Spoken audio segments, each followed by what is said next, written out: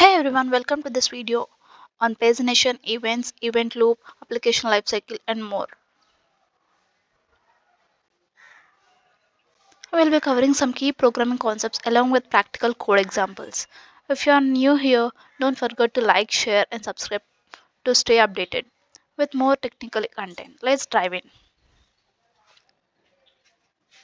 Pagination. Pagination is used to split large datasets into smaller chunks to improve performance.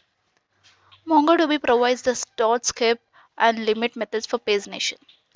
Here is a code example in Node.js expressed in MongoDB.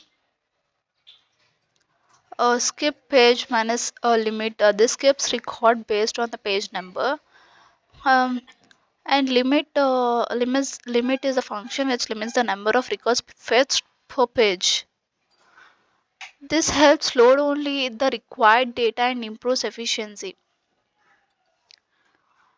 And next is the pagination and SQL at Supabase. In SQL databases like Supabase, we use limit and offset for pagination. Limit specifies the number of rows to return, and offset determines where to start. Here, select star from restaurants, limit 10, offset 20. Fetches 10 records starting from the row 21.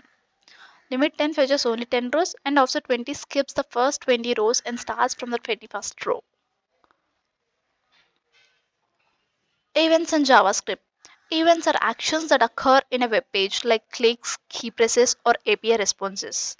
We use event listeners to respond to these events. Here is the example code button click event handler.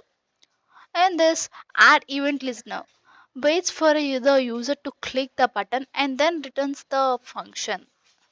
This allows us to create interactive web pages. And coming to the event loop in JavaScript. JavaScript has an event loop to handle asynchronous tasks efficiently.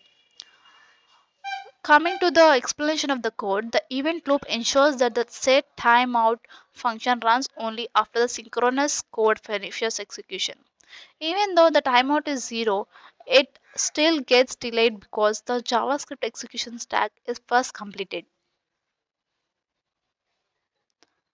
Here is the application lifecycle.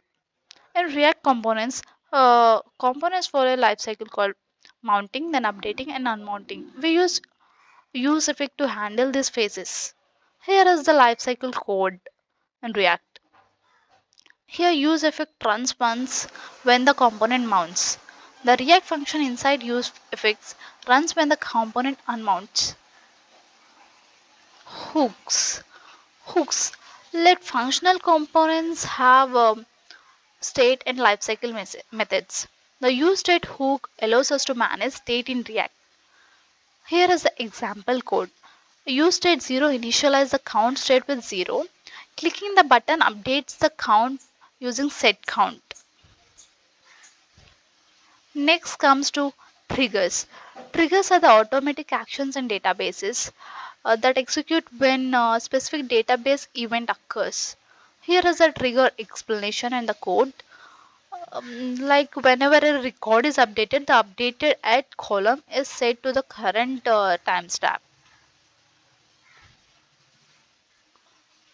Callbacks in JavaScript. A callback is a function passed as an argument to another function.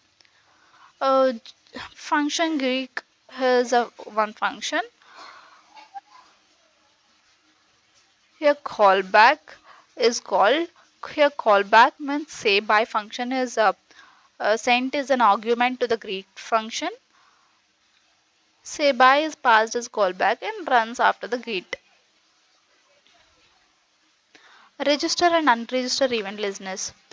We can add and remove event listeners dynamically. And this is an example code for adding and removing. We register handle click using add event listener and we remove it when it is no longer needed using remove event listener. Higher order functions. Higher order functions take a function as an argument or return a function.